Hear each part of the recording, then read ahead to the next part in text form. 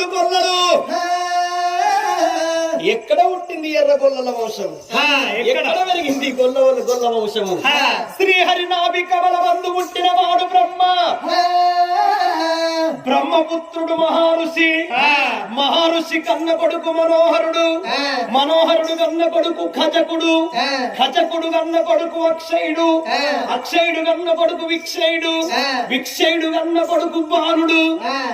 కన్న కొడుకు త్రిశంకు దాదుకున్నోడు హరిశ్చంద్రుడు